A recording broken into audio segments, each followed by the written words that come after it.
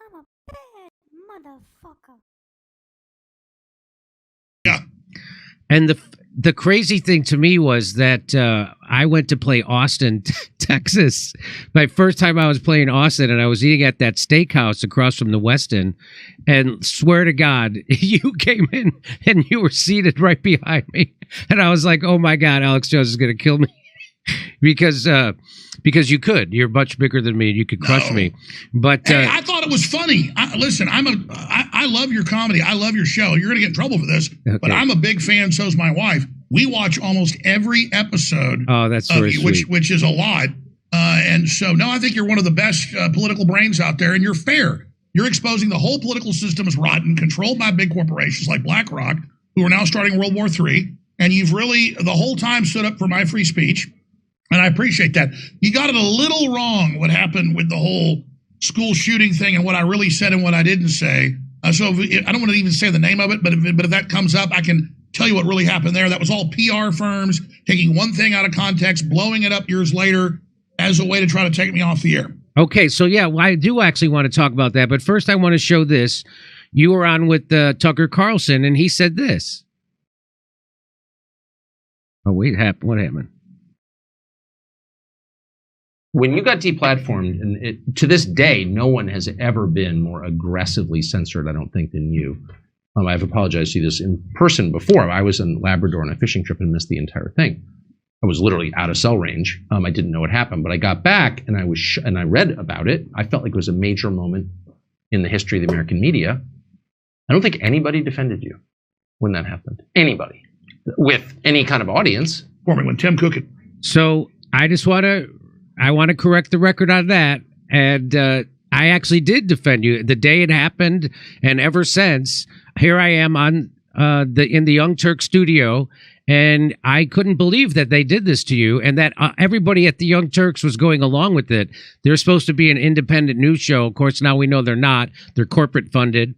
And so here, watch this. Why are we so afraid that human beings can't decipher for themselves what to believe and what not to? This isn't the first time there's been alternative publications spouting news that went against the establishment. You get to do that in America. You get to say, I remember the biggest fake news story of the Washington Post published was that Saddam has weapons of mass destruction. That wasn't just some jagoff in the Washington Post. That was their editorial board saying that. So again, this is not a slippery slope. We've already slipped. Once you ban anybody, you're there, right? They've already suppressed us. They're doing that right now. And now they're just going to go to full out banning. So are you struck that Apple took down all of his content? I am struck. That's pretty so all along they were okay. All this time he has over 2 million subscribers or something? 2.5 on YouTube. That's crazy. So all of a sudden that they just go, we're done.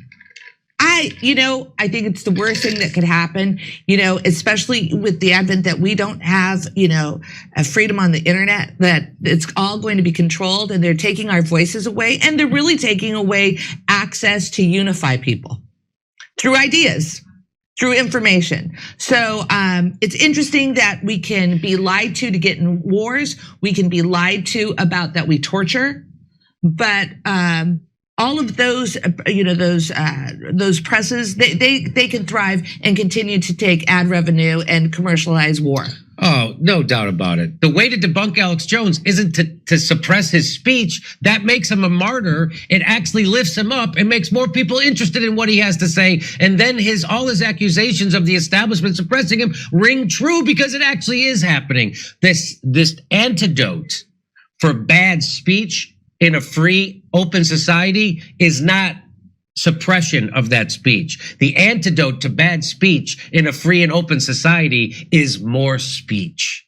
You don't all of a sudden start saying, well, I have a secret group of billionaire, Silicon Valley billionaires, and they're going to decide what's actually free speech and what's not. They're going to protect us. I don't need them to protect us. I don't need some nanny state. I don't need the government to protect me from harmful speech. I don't need a billionaire in Silicon Valley to protect me from harmful speech. I've been exposed to harmful speech my entire goddamn life. So what else are you going to start banning? What is fake news? Because I'll tell you, the biggest fake news story of my lifetime was Iraq possesses weapons of mass destruction. That was the biggest fake news propaganda story in the history of my life. Should the Washington Post be deplatformed then because they posted fake news? You know, we just did a story a few weeks ago on the Jimmy Dore Show. Facebook took down a newspaper's Facebook page because the newspaper for the 4th of July posted the Declaration of Independence. And they took it down because of hate speech inside the Declaration of Independence. That's a fact. That happened. And they had only posted the first half of the Declaration of Independence, and their Facebook page got a strike or temporary ban. And then they were afraid to post the second half because it might happen again.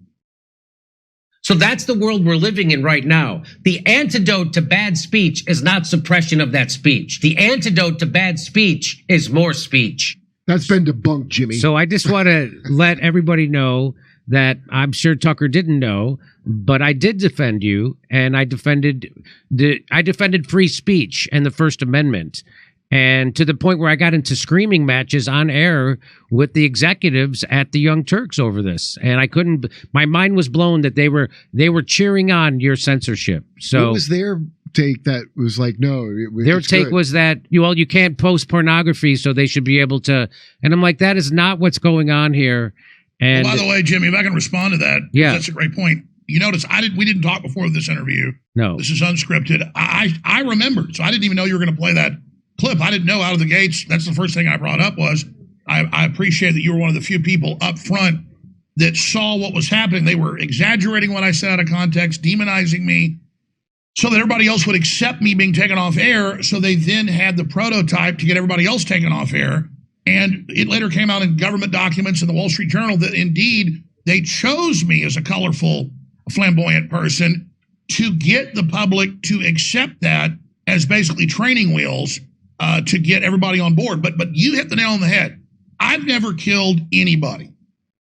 Madeleine Albright tripled the sanctions on Iraq, as if it wasn't bad enough what George Herbert Walker Bush did, and killed several million people. She was in the middle of office as Secretary of State, and she gets asked by 60 Minutes, Leslie Stahl, 1 million people have died, 500,000 are children. Is that a good price to pay for what you did? She said, yeah, it's a good price to pay. We're proud of it. You know, basically, we do it again. Okay, she's lauded and worshipped. And then they knew they were lying about WMDs. And you get Colin Powell up there with the anthrax and all of that garbage they knew wasn't true. And so they've killed millions of people. But then I am set up in civilization and society as the worst person who's ever existed, because I agree with a couple callers calling in once saying, yeah, probably is fake. And they literally cobble that together, have a PR firm. I wasn't deplatformed for that. They needed something afterwards because it made me a martyr, what you predicted. So they dredged up this earlier stuff, exaggerated it times 100, then defaulted me in court cases when I gave them all the stuff. There was no case. The judges found me guilty and then told juries that I was worth $400 million when I was actually broken upside down last year. And now it's finally come out in court and my bankruptcy that I was upside down when the judge says, you're not broke, you're a liar, and your lawyers can't put on any evidence. We're going to have a financial expert who hadn't even reviewed my documents get up on the stand and tell the jury I'm worth $400 million. I mean, and now Trump has a judge over his trial, his civil trial in New York. This is what they're doing. And even if you hate Alex Jones or hate the distilled clips people have seen, you know, that's really a straw man, fine, I'm the devil. When you take my speech, just like old-fashioned liberals were smart, they said, let the idiot KKK march. We hate them. They're horrible. But if we take these scumbags' rights, everybody else's is gone, and our rights are too valuable. So, Jimmy, you're an old-fashioned liberal. And I would say Tucker Carlson's an old-fashioned liberal. I know him well. We're friends. We go hunting. You know, I've known him well for 10 years. You're around Tucker. He is a real old-fashioned liberal. He's anti-war. He's pro-free speech. He's for populist. He's against the big corporations. He's for monopoly busting, just like you. And that's why I got arrested for protesting George W. Bush. I was against those wars. I was against the Patriot Act. I don't even really call myself a conservative. I'm a populist, pro-human American, and that's why they feared me and misrepresented what I actually said and what I did. And so tell me the misrepresentation of what of your positions that got you banned. when I was able to co-host a show for 2.5 hours a couple weeks ago with Elon Musk on Spaces, that just the main show had 20 million views, over 100 million views of the clips, biggest Spaces that Elon's ever done. And I hear we're going to do another one soon. He was told by Tucker privately and others, hey, Alex was not deplatformed for Sandy Hook. He thought that.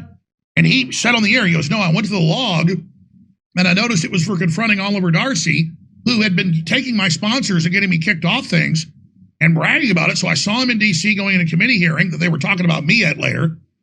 And I confronted him and said, man, you're an anti-American person. Well, they called that bullying, and that was the final strike that took me off of Twitter at the time. And so then it only made me bigger for a while. And so they now bragged about it once they won these court cases by rigging them.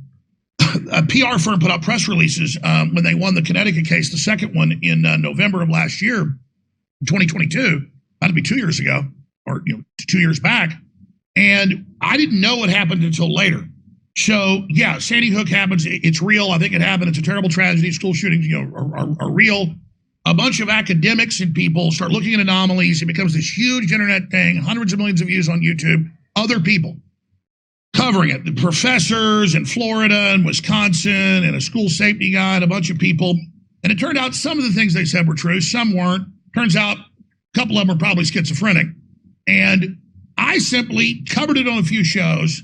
Had callers call in. What they put in evidence was 22 minutes over 6 years. It was 6 years after it, 7 years after it, they sued me. I hadn't talked about it when they sued me for over 2 years. Barely ever talked about it, but they cherry-picked it. The PR firm put the clips out, ran it right as I was being right after I was deplatformed in 2018. Suddenly, it's like they were invading a country. The propaganda was in sometimes every newspaper, almost every day, Nightline, or that's already gone, PBS, CNN, every show. Ted Koppel did chime in on other shows, but it wasn't Nightline. Dan Rather, all of them come out against me. I mean, Old Guard, they had 60-minute shows about it. They had NBC Dateline shows about it. And they said he's currently going to their houses. He's currently sending people to their houses. He's currently urinating on graves. None of that ever was put in court. No one ever did any of that anyways. And so then they sue me for years to get all these depositions. We give them all the discovery. There's nothing there. And they go, you didn't give us everything. You're defaulted. So now we're going to have a trial on damages, but you're already guilty. And then the judges in both places wouldn't let us. They had my phone because we gave them the phones. When they go, oh, we hacked, he actually gave us his phone. No. We'd given them all my phones. The real reason the lawyers got sanctioned is with the phones, they accidentally just gave them all raw, and they gave them some of the Sandy Hook medical records from those depositions. So the lawyers did mess up, but they already had the phones. So I'd given them all the phones. How am I not giving them all my text messages, all my emails are getting defaulted, and then they have from my lawyers a whole phone? Okay? And so this is the type of crap. In the Perry Mason moment, they go, we got you, we got your phone, and you didn't give us the stuff. And I went, you got my phone because I gave it to my lawyers. And they're like, well, you gave us the raw phone, you son of a bitch. So I'm like, yeah, my lawyers messed up and did that. I had nothing to hide. I'm like, here's my 3 phones over the last 7 years. I kept them, take all the things off. And the best they got was my wife taking a dick pic of me that I never took a dick pic. And I'm like, look at I go, oh my God, my wife goes, remember that time you were asleep? I took a picture. And so they have a picture of my ding dong. So that's the type of weirdness that goes on.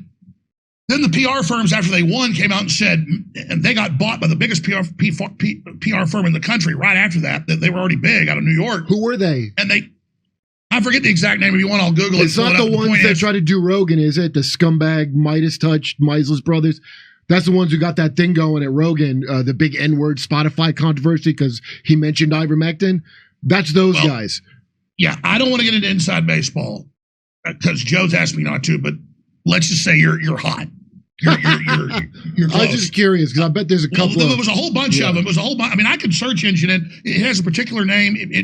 They put out press releases when they quote won the case saying, "Hey, we brought his evil to the attention of the public in 2018. Then we got him sued, and now we're going to shut him down." So what they did is they went and cobbled together some stuff, blew it all up, exaggerated it times 100.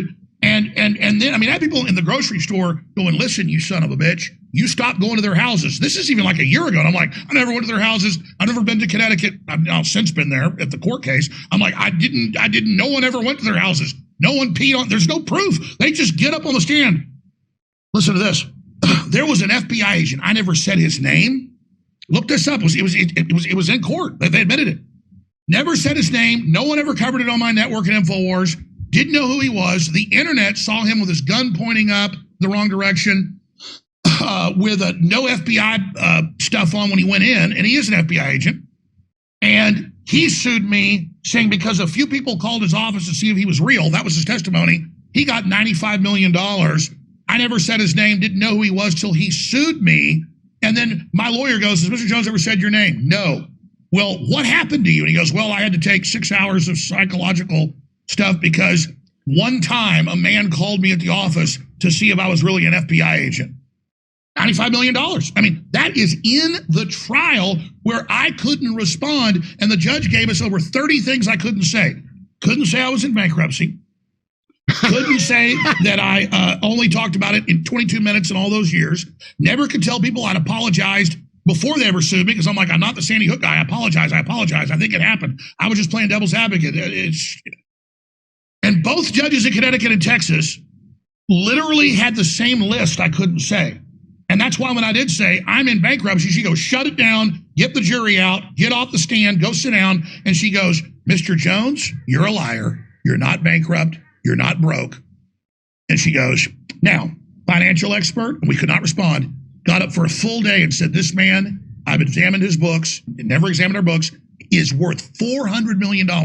I was millions in the hole then. Okay, millions in the hole then. And I'm like, here's my filed bankruptcy. The judge said, you're not entering that.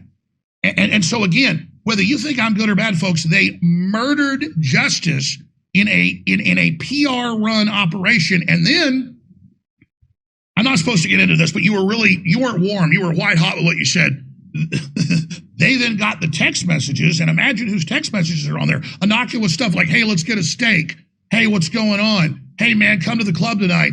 And then there was a behind-the-scenes harassment operation that went on against somebody. So this is dragnet, just attack, go after whoever you can. It's unbelievable. It's what they do to espionage, like people for espionage. Yeah. So, and you know, well, I'm ranting on that, but let me just throw this bookmark in and then I'll shut up, Jimmy.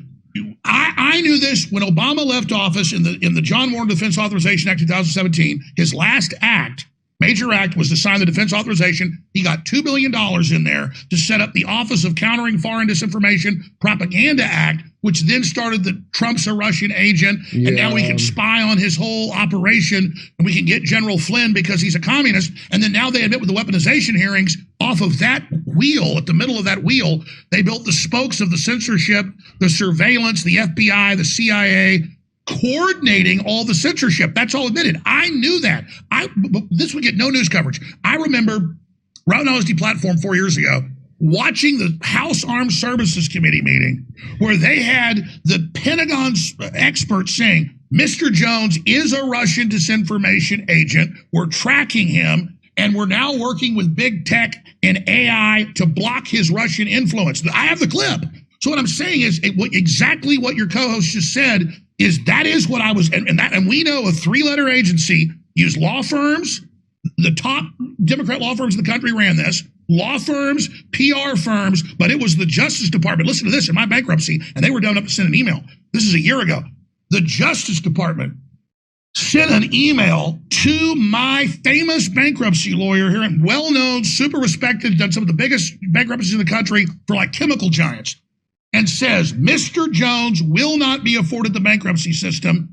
This is a hurdle he will not get across. And then the Justice Department came into the case, and when I'm in these depositions, they have 1 to 2 federal agents in the room hoping to find something. And I've been so transparent, so real, all the bookkeeping checked out, everything was true. Remember all the headlines? Alex Jones has got secret accounts. Alex Jones has offshore accounts. Alex Jones has hundreds of millions of dollars. You can go to Bloomberg. I was actually covering today. You can go to the Connecticut News. Alex Jones is broke, sold his car and his guns and his, basically wife's jewelry. I am $3 million in the hole right now. You can read them. Here's the headline. Alex Jones is broke and selling his stuff. Here's how he got there.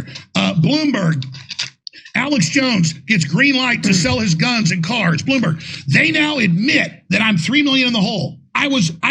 So again, I under penalty of perjury, all this. So now they flipped from, we were wrong, he didn't hide $400 million, to, sorry.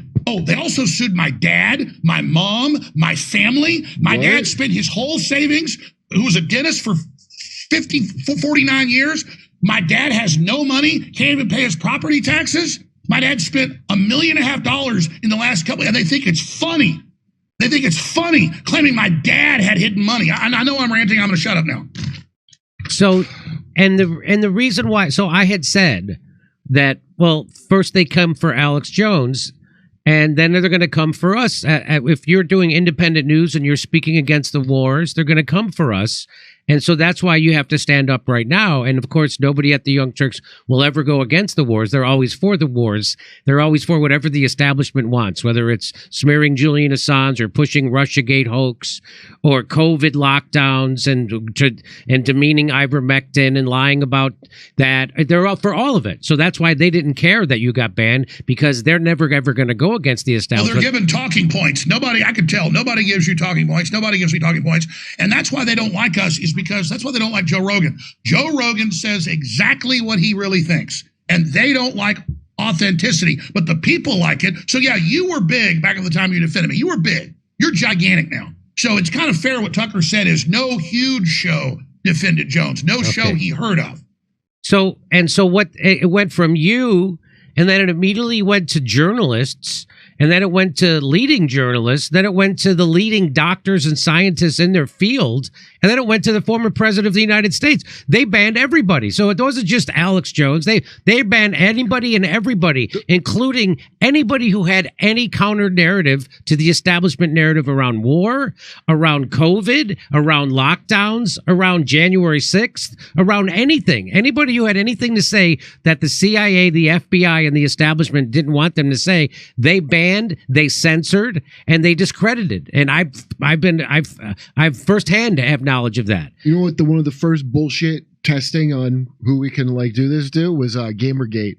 There's people that work in real journalism that to this day still bring that up like that was a real thing. And it was the exact same kind of bullshit. I had the whole media do it to me for a week. Mm-hmm. Charlie Rose, I'll never forget that tweeting at me. Then he got Me Too'd later, that piece of shit. Yeah. Hilarious. Yeah. So do you think the reason why they went after you so hard and they and had to take you down, they had to do all this nefarious stuff, twist your words to take you down, was so that they could set a precedent, so they knew what was coming, so they knew that they were going to want to censor anybody and everybody, and so they had to have somebody to start with, and that's what that was?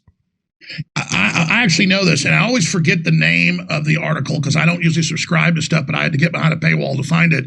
About 6 months before I got deplatformed in August of 2018, when Tim Cook literally held a powwow meeting, he admitted and decided to curate me, and they wouldn't even say why. Then they gave some fake reasons later, not Sandy Hook. I remember 6 months before that, I don't remember the exact Wall Street Journal headline, but there was another article about it called "Hold On to Your Tinfoil Hat, Alex Jones." I think it was like Gizmodo. "Hold on to your tinfoil hat, Alex Jones. You're about to be taken off the air." And then it was a synopsis of the Wall Street Journal. This Wall Street Journal article was one of those articles for the corporate elite. And so it was like 25 pages long. I go subscribe to it, and I forget the exact headline, and it was NATO meeting with the tech heads in Europe and meeting with with News Corp. And they said in the article, don't worry, when News Corp splits and sells its entertainment division, we're still going to be popular. So this was to the shareholders of News Corp through the Wall Street Journal that they actually also own on the news division when it split. And I'm reading this 20-something page article, and it says, soon the internet will be like cable TV. I think they use Netflix as an example. You'll have 1,000 channels maybe, but that'll be it. We're not going to let people go to all these old sites and alternative sites. And we're going to do it by going after Assange. When the left doesn't stand up for him and the journalists don't, we'll have the left. Then we're demonizing Alex Jones. He's a horrible person. When we then take him off the air and the right wing doesn't stand up because they don't want to be next, then when we take off the next person, the next person, the next person, it's human nature. No one will stand up, and we'll take them all, liberals and conservatives. And I've got to find that article again, but it was a 20-something page battle diagram. So I go on air with it and I say, I'm about to be taken off, because that was a high-level article, not for pop culture, but for real business people to invest in News Corp when they split their entertainment division, and they explained, we're going to end freedom on the internet, and we're going to use this punk to do it. So it wasn't that I was that important. I was big, sure, and I was populist, and they fear that, and I was uncontrolled. But they chose me because I did do clownish stuff a lot, and I still do. I have fun. I'm on the air 4 hours a day. And so I was just chosen as patient zero along with Julian Assange. It was me and Julian is who was in the article. And it's very cold-blooded. So, yes, they admit that I was the first domino. And the feds tried to take your cat, right? It's actually true. My wife, the cat's like 4 years old now. We got for my now 6-year-old daughter, she wanted a cat. The other cat we love so much had snuck out of the house and got down the street and got run over. And so we heard that ragdoll cats were really great. Another Joe Rogan story. This is the best cats ever, super smart. So I get a ragdoll, and folks, they are amazing. It's like a dog. It's super smart. We go on walks on the golf course. It follows us. It's amazing. Listen, one day I'll walk in when the cat's a year old, and it's on the toilet pissing. Didn't teach it out. It just saw us doing it. Swear to God, strike me down if it's not true. And so my point is, I'm in a deposition with the U.S. Justice Department, and like 7 lawyers deposing me in the conference room. They came here in a conference room right through those doors, and they look at me, and the federal Justice Department says, Mr. Jones, how much did your cat cost? And I said, I think it cost $2,000. And they said, all right, well, we're going to put that on there as an asset you're going to have to give up. And I said, is that a joke? And they said, no, we're serious.